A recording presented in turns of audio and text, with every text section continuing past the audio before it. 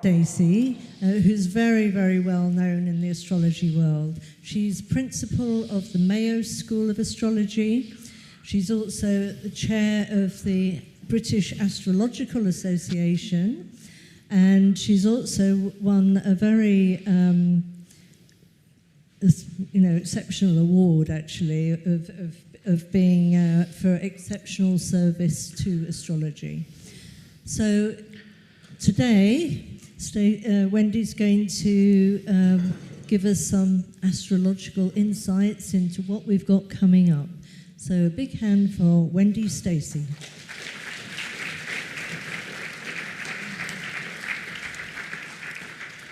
Thank you for having me. Oh gosh, that's loud, sorry. Just to warn you, I am coughing. I was ill last week, so there may be a bit of coughing, so do excuse me. So thank you for having me, and today I'm talking about waking up to a new world. There has been a lot of things going on astrologically, and there has been a lot of discussion in the astrological community around the world. This really is a point in time where we feel that it's a massive historical marker. We stand on the brink of huge change on every single level. And so today I'm going to sort of share with you the conversations that we're having in the astrological community.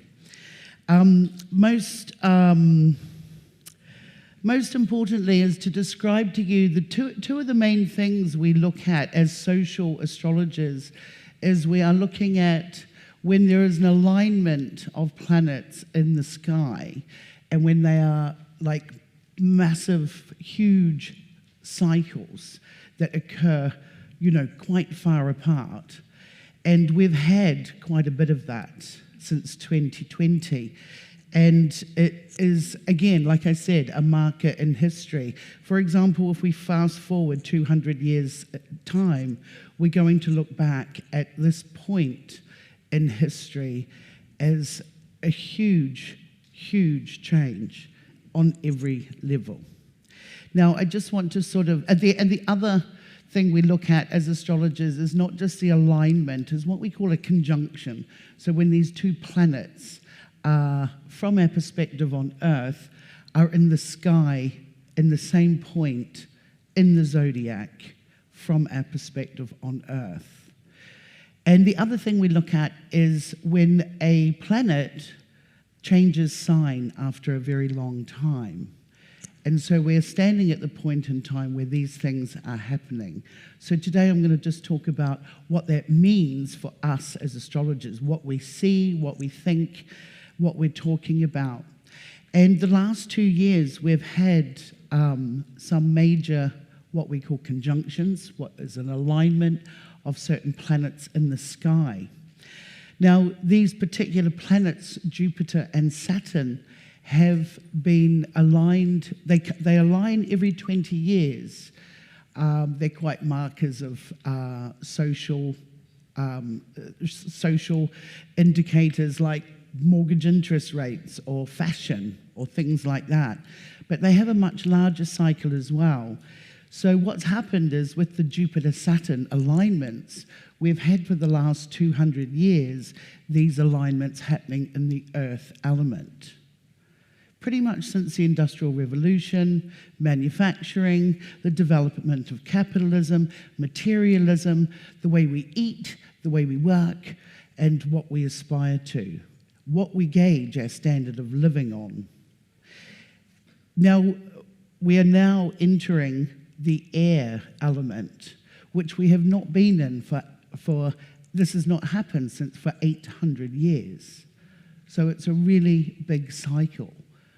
So we have not had these alignments since the first one, the last time this happened was in the 1220s.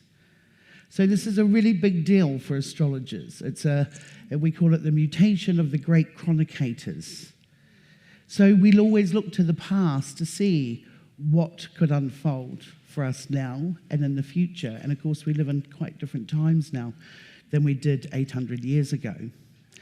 Now, we've had this in 2020, along with some other cycles, like we had the Saturn-Pluto cycle in January in 2020. So the conjunction, the alignment of Saturn-Pluto. It had not been in this particular point for 500 years. It is associated with plagues and viruses and deaths and things like that. But it's also very much associated with social shifts.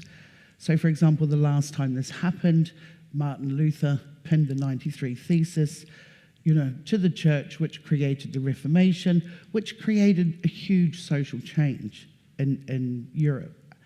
So these are the sort of things that are bringing rise again. When we look back at 500 years ago, the Saturn-Pluto cycle, there were pockets of people dying in Europe from what was called a dancing disease. It wasn't actually sort of found that this is what it was till much later, like 100 years later. But this was a disease that was about deprivation. It was very cold weather in Europe. People starved, crops did not survive, and there was a lot of malnutrition. But most importantly with this particular cycle is the height of anxiety. The height of anxiety. And the dancing disease was in the year 1518, and we've now just come through that from 2020. And the height of anxiety, the younger generations that are suffering anxiety. So we see the same rise again of these themes that will play out in a different way, of course, but it's always interesting to look back to see what happened before. Now, if we look back to the Jupiter-Saturn alignments 800 years ago, there was some very interesting things going on. I mean, I find it quite interesting that we all know who Francis of Assisi is. Even though we are not Catholic or wherever, I mean, I was brought up in a small town in the south of New Zealand, and I always knew who Francis of Assisi was. And it's interesting that the last time this cycle happened, in the 1220s, is when Francis of Assisi died. It's when he was canonized. And what he stood for is quite interesting. As we move out of the earth element with these cycles and into the air element, we move away from more materialistic values and more, so we're less inclined to be money orientated. Francis of Assisi stood for poverty. He felt that human beings could not be equal unless they were impoverished. And interestingly, the Pope, the current Pope that sits in the Vatican today, took the name of Francis for that very reason. So this cycle was being played out 800 years later with a sitting Pope who is an advocate for poverty as we move out of an earth element of 200 years we've been in here, and we're now moving into an air element. The other thing that was very interesting about 800 years ago was there was the King of Castile, also known as Alfonso X, and he was called the astrologer, the wise man. And what he did is he wanted to create a universal language and a universal constitution for everyone. So what he did is he took his own Catholic congregations, and he also took Muslims and Jewish, and he took the Bible, the Quran, the Book of Hebrew, and the Book of Judaism. And from that, he tried to create a universal language and constitution. Now, with this particular language, it was too highbrow for people to understand. And so what happened is this is how the language of Spanish was created. And up until the 1990s, Spanish was the most widely spoken language on earth. So, and also what he did is he took all these values and beliefs of all these different people to create a constitution, a universal one. And it wasn't introduced for a couple of 100 years, but his values were so inclusive and universal that the American Constitution in 1776, the House of Representatives has a painting of Alfonso X because so much of his universal constitution was embedded in their own. So we're seeing these cycles being played out because there's also another link to the 1776 of the Declaration of Independence for America, hence why they've had such a bit of a hard time in the last couple of years. And that is because with these cycles, what is followed by these huge, enormous alignments we've had in the last couple of years, we've also had the planet of Pluto, which some of you, planetoid, Pluto, or planet, has moved into a sign that it has not been in since the 1770s. And this actually echoes the cycle of the 800 years, because it's moved into an air sign, it's moved into the sign of Aquarius. And what that means for astrologers is huge. It's enormous. It's a return of that planet back to the same point. Hence why America is being hit and hit and hit by this particular, what we call an ingress, moving into another sign. So I really want to spend most of this talk talking about what that means. So we have these huge cycles that have moved into air. So everything is going to be more air rather than earth. We will not be preoccupied by how much we earn, what we do, what we aspire to. We will be interested in how we think, what we know, our brain more than our body, learning, different types of learning. And this is going to be off the scale. The reason we eat 3 meals a day was purely for work reasons. Our whole life is organized around these earth concepts, which are now shifted into quite different themes. The way we sleep, the way we relate, nuclear family, everything is based on work, which is an earth concept. We get penalized if we don't take out insurances. We get penalized if we don't have a pension scheme. We're concerned about what we have and what we're going to have. This is going to change drastically. And there will be lots of things that create that.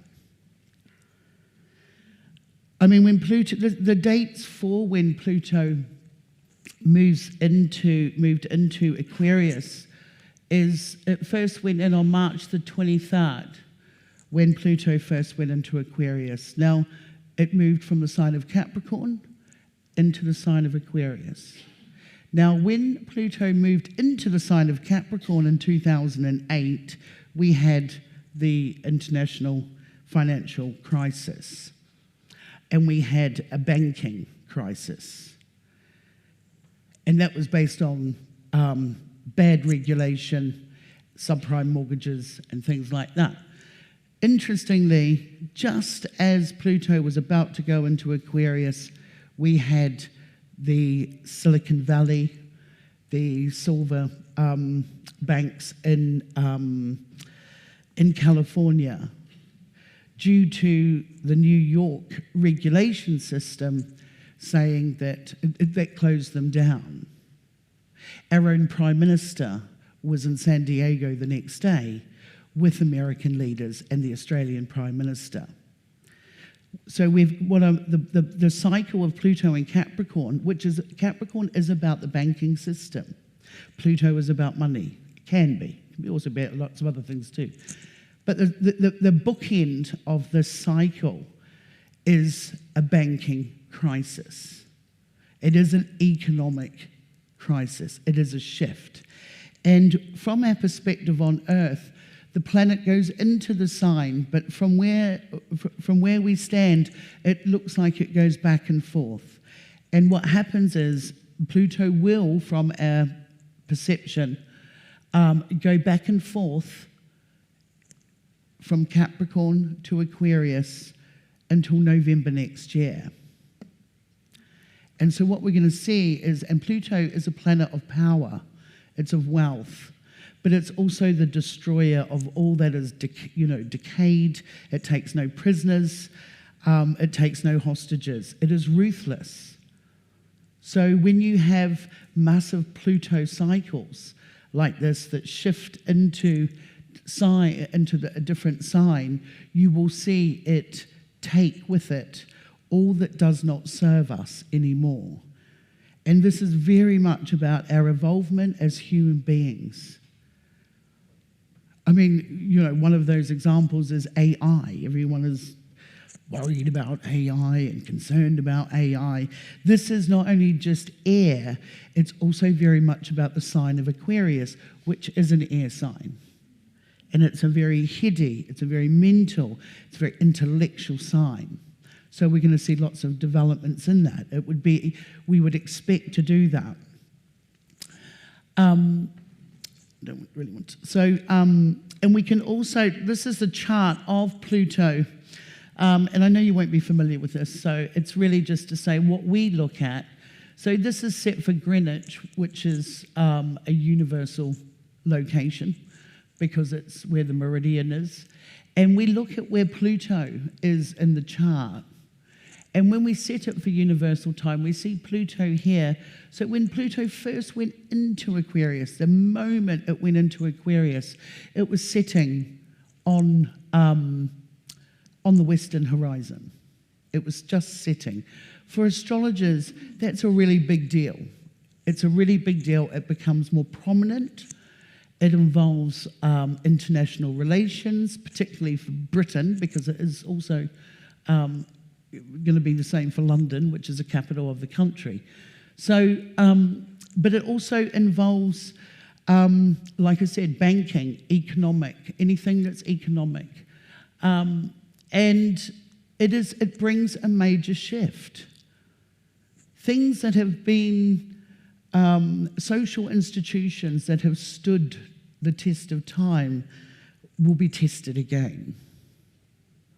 All those Capricorn institutions and judicial systems, welfare systems, every single aspect of society will be tested. And you can see this with every government in the world.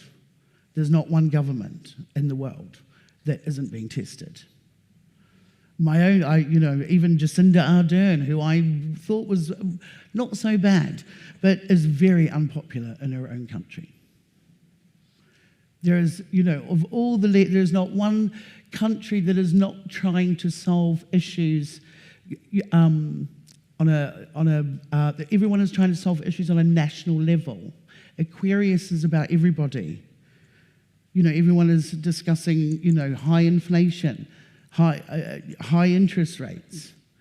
But this is a global problem, for example. Yet every country is trying to fix it on a national level, but it's much bigger than that. And what this tells us is that this is going to be, epic. This is a really big era. And there's no astrologers that would not dispute that. And then what we do is we can superimpose that chart onto the world map. So where you see these points, and I'm not trying to confuse you here, but wherever there are places on the planet where the planet will be on the horizons or be in the zenith of the sky, and these points are very important, and they pick up certain locations. And Washington, D.C. is one of them. And so there's going to be some involvement of the United States with this particular journey of Pluto and Aquarius. There are other places too, and you can maybe look at this later on the recording. It's interesting, Perth here in Australia, I don't know the details, but apparently there was an interesting data leak or data loss that had incredible algorithms. I don't know, you can Google it maybe, but that's what I was informed. But you're going to find certain areas in the world, and I've just marked them here, that are going to pick this up. And they're going to be the major players in how this journey of Pluto and Aquarius unfolds. But these are the areas that we're going to be addressing. Aquarius is the sky father. In any sort of creation myth as well, whether it be Polynesian or Greek or Roman, there's the sky father is important to us in terms of many different things, weather being one of them, for example. Weather. Now, Pluto and Aquarius, weather, we're struggling with climate change right now, or whether you believe in it or not, we have very radical weather. We have really strange weather at the moment. Now, whatever your views are on that, is what this is going to lead to is the manipulation of weather. That's what it's going to lead to. But there's also anything to do with sky and space. I mean, you guys are here talking about UFOs this weekend. This is going to become enormous. Enormous. The James Webb Telescope has now got its own news feed on every, on your, you can look at astronomy and the images of the universe, which are beautiful. You can look at that at any time on your news feed because it's just collecting all these amazing images. But travel, it's sort of inconceivable to think that, you can fly from London to Sydney in 2 hours.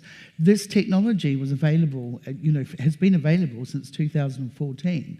There've been the Antipode, but also since this as well, we're now moving into a world of drones, different types of travel, and we're going to see more and more of this.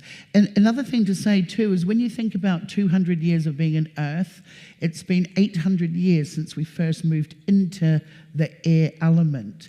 Air is fast. Earth is slow.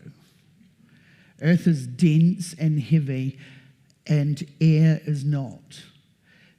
Earth is about today, and air is about tomorrow. It is progressive. Our ability to fly. We have jetpacks. This here is a picture of Macron, Emmanuel Macron, wanting his entire, and this is in 2019. You will find these build-ups to this, of his police force carrying jetpacks. It's straight out of RoboCop, isn't it, really? Terminator or whatever. The shift in our atmosphere. Our atmosphere is going to become of really big concern. The actual Tongan volcano that has been kicking off for the last sort of 8 months has caused, it's believed to have caused more damage than any volcano in hundreds of years. This is going to have an impact on our atmosphere. It's going to have an impact on our weather. Aquarius is about the sky. It's also about our ability to travel beyond. I mean, it's more and more you're hearing about, air travel, spatial travel, land on the moon, whatever. But it's interesting. It's because it's about our space. It's about our relationship with space and the cosmos. I mean, in New Zealand last year, is the first public holiday that celebrates what we call Matariki, which is honouring the plate, which is what otherwise known in other parts of the world as the Pleiades. When that rises around the summer solstice, this is honoured now. It's a public holiday. And it has engaged an entire nation with the sky. And we are going to be more and more interested in things in the sky. Our architecture is going to be quite different than it is now. And our place in the universe. Our place in the universe is going to be of interest to us. Is it Arthur Scott? Oh, I'm not quite sure if I've got the right name. Arthur C. Clarke, sorry. Arthur C. Clarke once said, "We are either alone in this universe or we are not. Both are equally frightening." And it's so true. And this is the sort of thing we're going to be interested in. It's going to be consuming. It's going to be on every newspaper, every news feed that you see. Space, sky, aliens, UFOs, everything is going to be very much, embedded with our relationship with everything in the cosmos.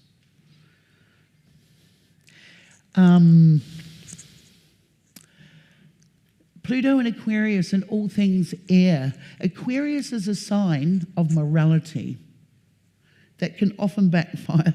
It can also be dogmatic. But Aquarius challenges people's morality. So we are going to be, and we are tested with that. We're tested with that in many things that we have not seen before, or certainly not in our generations. Things like the refugee crisis. Whatever your views are on that, it is still a test of morality for some people, and whatever your views are. Human rights is the biggest growing area of law, along with intellectual property, both Aquarian values. Aquarius is about human rights. It's about preserving them, creating them. Unification and equality. Aquarius is very democratic. And there's something about every government on the planet that has to be pushed to the limit where new systems have to come into form. Our systems do not work anymore. Our election systems do not work anymore. Having two parties to choose from doesn't work. Red and blue, all these, this doesn't function. It doesn't serve society anymore. No one trusts politicians. There is so much, and when you think of, the younger generations that are coming through, the faith. I remember years ago always, banging on to young people saying, you must vote, you must vote, you must vote. It is your right. Now I'm like, why would you vote? Why would you want to vote? What are you voting for? There's a real lack of faith in our social structures as they stand. And intellectual copyright. And this is going to be, again, this is the second other area of law that is growing exponentially. And intellectual copyright, this is, when you think of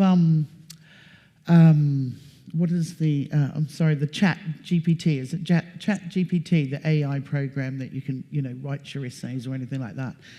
This is a really interesting challenge because that Chat GPT has actually been built on copyright infringement.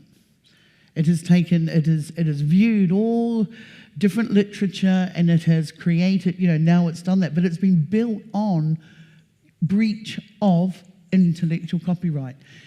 And when we think about this, and when we think about everything we've done, everything, I remember, I'm sure I did a PowerPoint 10 years ago with an image that I probably didn't reference. This is going to, it's all going to become massive data. Aquarius is about massive data. Air, the element of air that we're moving into for the next 200 years is about information, data, and it's going to be on such a scale. And of course, Aquarius can be considered as dissociate. It can be quite disconnected. So there is the risk of us becoming, and we can see this, and I don't mean this in a value judgment way, but we can see the dissociation within the nuclear family. You can now have 3 parents, DNA. You can now have genetically 3 parents, which has shifted the nuclear family. We have artificial uteruses. We have babies born 9 to 5. We have, people having less sex than they've ever had. So our reproduction is changing, and that dissociation occurs, with any form of reproduction, and certainly impacts the family that we've been used to. I'm not saying it's a good or bad thing. Aquarius does not necessarily need blood relatives. Aquarius wants to live with like-minded people. It is not interested in having to, do family stuff. And so, what we're going to have here is like back to a sort of. We had a little bit of this in the 60s. There was a little bit of, we have Pluto in Aquarius now. In the 60s, we had Pluto aligned with Uranus, which is the planet that rules Aquarius. And we had the bursting of communes. This has a similar flavour to it, but it is about communal living. And I mean, that is probably born out of younger generations not being able to afford a house if they wish to. They can't afford it. They can't get on the property ladder. So there's a lot of communal living initiatives, particularly in Scandinavia, that's going to drive that. It's going to change the way we live. It's going to change the way we work. And yeah, it's all and never unprecedented change as well. Now, air as well. Air is about relating. It's about relationships. Aquarius, the sign of Aquarius, actually rules friendships. But air in itself, the element of air, is about all things relating. It is a social element. And when we have Pluto in Aquarius, like I said, we have a decrease in physical relations. I think it was in 2014, there was a study done in Japan, and between 18 and 45-year-olds, over half of them had not had sex in 2 years. That study was replicated around the world, and it's become even more so today. So this happened well before 2020, but what's happening now, with what happened in 2020, this is now escalated. So if you don't need to, have a baby anymore, you don't need to carry a baby anymore, you don't need to conceive anymore, we start seeing human evolvement looking quite different.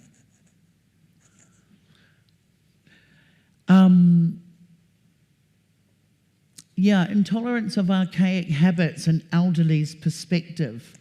Aquarius is interested, again, like I said, the morality of it. And, most generations sitting in this room today have grown up to respect their elders. That's what most, when you were growing up, you had to respect your elders. There's a shift, a really big shift, because younger generations will not tolerate. It is not enough to say, it's okay, they can get away, they can get away, it's okay. There is less tolerance. Aquarius is not tolerant. It is intolerant of anything that it does not serve society. It will not allow granddad to say anything about gay people. It will not allow, great auntie so-and-so to make a racist comment. It is unforgivable. There is a shift, a really big moral shift, and it is a dividing of generations. And this is what we're going to see with this dissociation. And relating. We have I think in 2020 or just before 2019, the biggest website actually ever, the most visited website was Second Life. People were imagining a second life. They had a website, they named themselves, they could be whatever gender they wanted, they could do whatever they wanted in work, they'd train in this, they would have relationships with people. So this became, a very common practice around the world. Second life. We relate, these are people having relationships with digital beings. They're not real, and this is becoming more and more. Of course, you see the increase in online and virtual relating. I mean, we've had it, in 2 years, the whole entire world went on Zoom. The whole world went on there. Less monogamy and less marriage. And the other thing about Pluto, with Aquarius, as I said before, it's intellectual. It is an intellectual sign. It can be quite an academic snob, but it's, it's a very clever sign. And what we're going to be interested in is our brain. We do use all our brain, and the myth that we only use 10% of it is not true. We only understand how 10% of it works. And this is going to become a massive area of interest. We can already see that with the developments of mental health, for example, whether it be anxiety or depression. It's also incredible breakthroughs with things like dementia and Alzheimer's and schizophrenia. These are mental, these are things of the brain that we don't know anything about, we don't know enough about. And these are going to be major innovative areas whilst this Pluto goes into Aquarius. And it's like I said, it's unprecedented. Our ability, so Aquarius is also very robotic, it's cyborg. It is cyborg. Now you can get, laser this, laser that. You can get, it's going to be quite a common thing to have, robotic limbs. We sort of have them now, but... and our skills and cognitive functions, will completely make us look at education, particularly early education, in quite a different way. Now, the upload and download of the brain, some of you may be familiar with the singularity, which is Ray Kurzweil, who has written on the singularity. He has 13 honorary PhDs from all Ivy League universities in America. And he also has advised 4 presidents. That was before Trump. So 4 advisors before him. He is hugely funded to develop our cognitive and skills. And he believes, Ray Kurzweil believes, that by the end of this decade, we will be able to upload and download the brain, including memory, perception, everything. Upload and download, personality traits, memory, all that. So when you think about that, for me, it's like the only sort of comparison is when you think of Trinity in The Matrix, when they upload a helicopter program so she can go out and fly a helicopter. Imagine being able to upload every single language in the world to a 3-year-old. There's going to be a lot of interesting moral issues when we think of child development and early education. What is it that we would want to know? What is it that we would want to upload? What is it that we wouldn't want to download? There's a lot of interesting things that are going to occur with this. And so it's going to make a difference to how we think. So how we think, it's a massive, massive shift. When we think of information, who has access to it and who doesn't? For example, Jimmy Wales, who owns Wikipedia, he owns that. Wonderful information platform, who refuses to acknowledge any biography of any astrologer that's ever lived. He's taken off everything. We've had debates with him. We have a team of editors on Wikipedia. They have scrubbed an entire history. Information is going to be valuable. Well, it already is valuable. It's going to be the biggest commodity. Information. What we know, what we think, what do people think. That sort of type of market research. But it's going to be on a level that we can't even comprehend at this point. It's that huge. And how do we filter? I mean, as an astrology educator, I am forever having to combat the amount of rubbish on the internet. There's just so much data and information and rubbish, as you have in your own fields. So we're going to be, what's going to be quite wonderful, of course, is we're going to have new theories and new ideologies, new opinions. And it will redefine us as humans and who we are. So this is a mental revolution. It is a brain revolution. And where the competition is not about what you do or what you have or what you earn, it's going to be about competing thoughts. Because at the end of the day, we are human, and that's what we will end up doing. Maybe between a mere few, but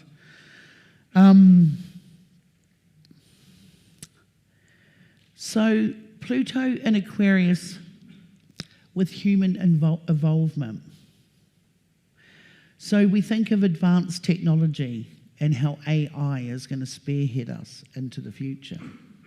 And it will do that. And as from between now and November next year, as Pluto goes back into Capricorn, goes forward into Aquarius, back into Capricorn, and it does this 5 times. Capricorn is about regulation. Capricorn is about following the rules. Capricorn is about doing things properly. And Aquarius is about, I don't like rules. I'm going to break them. And so you have this, it's like the regulation of the Silicon Valley Bank. It's the same, it's the regulation. And what I was going to say, the difference also between the Silicon Valley Bank and the, Lehman Brothers and Northern Rocks of 2008, the difference is these banks, I mean, there was 5, they talked about 3, but there was about 5 banks that went down. This is only a few months ago. And we've still got that to go back and forth till November next year. But the difference between this mini little crisis is that this was about technology. There was banks, it was cryptocurrency, it was startups. So it had a more innovative, progressive element to it. And so we're going to see this regulation on every level, particularly as things try to progress, specifically AI. I mean, there's some, anyway. So yeah, and like I said, Aquarius is about universal, it's about global, it's inclusive. So globalization, and the way to, globalization is going to increase, it will change if we can travel from London to Sydney in 2 hours. It will change everything. You have nomad visas now, digital nomad visas. You can live in any country. You can, Spain offers, you can live in Spain and pay your tax in America or Australia. So the more we have this nomadic thing, the more global we become, and the more able we are to work out things universally. But we have a long way to go, and things have to happen for that shift to occur.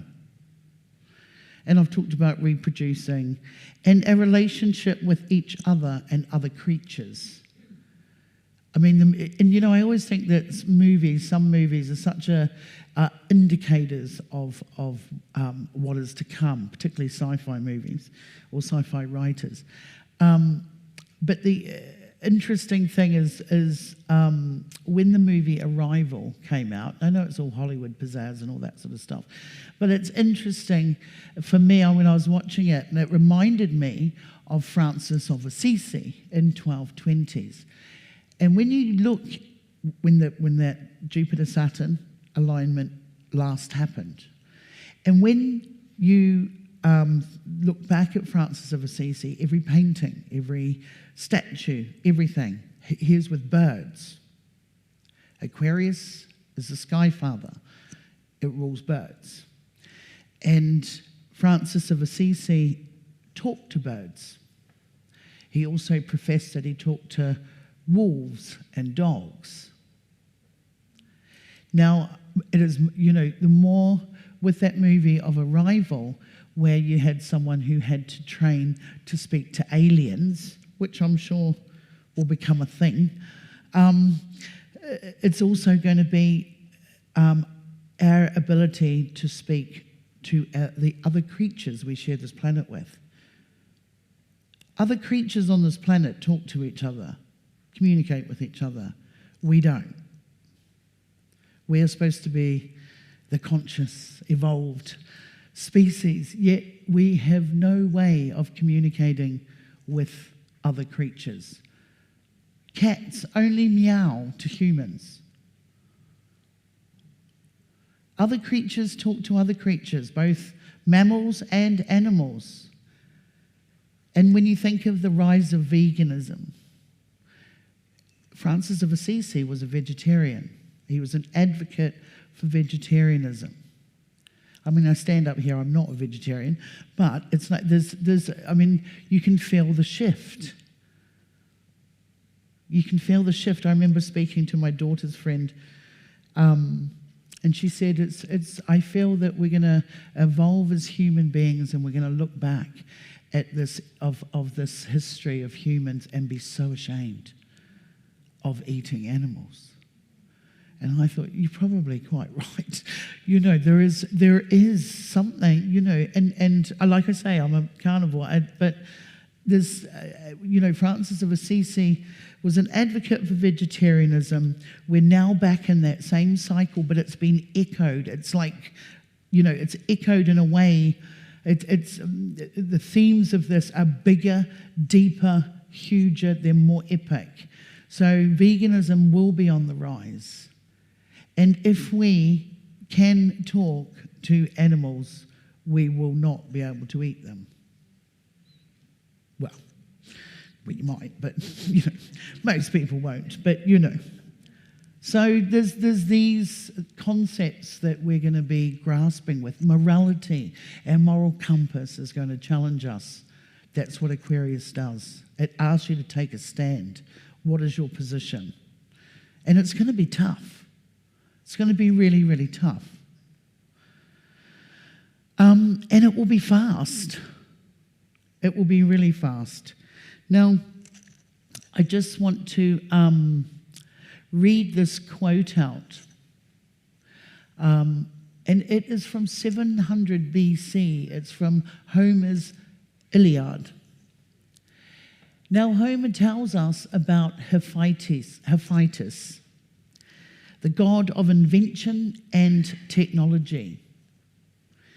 He built a fleet of self-propelled carts that delivered nectar and ambrosia to the gods' banquets, returning when empty. This is 700 BC. Animated guard dogs, automated gates, and self-regulating bellows were some of his other productions. Talos, the great bronze killer robot, powered by an internal conduit filled with ichor, was constructed by Hephaestus to defend the island of Crete. Hephaestus also made a crew of life-sized golden female assistants. These androids resembled real young women with sense and reason, strength, even voices, and were endowed with all the learning of immortals, making them the first artificial intelligence agents in Western literature. 2,000 years later, AI developers aspire to achieve what the ancient Greeks imagined that their god of technological invention was capable of creating in his workshop. So when we think of, and I say that we have created the demand for AI. We all have done that. And it's going to be, fast. And some of it is going to be amazing. Now, the thing with Aquarius, it is a sign in the zodiac. And when we, as astrologers, we often think of the opposite sign as its shadow. So with Aquarius, the opposite sign to Aquarius is Leo. And Leo rules fun, play, children, love. So when you have that shadow side of Aquarius, often the other things become eradicated. Leo also rules royalty, and we can see what's going to happen with that.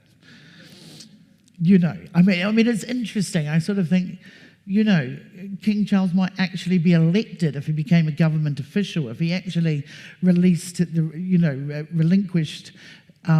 his crown. He actually would stand for a very trustworthy,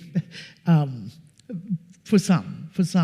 But you're going to see Aquarius does not believe in ascribed positions. It does not believe in the birthright of royalties. It is unequal. It does not believe, it's about equality. So royalties will not have any, they will have no place in this new world, which I understand is a little bit like a brave new world. I do, see that too.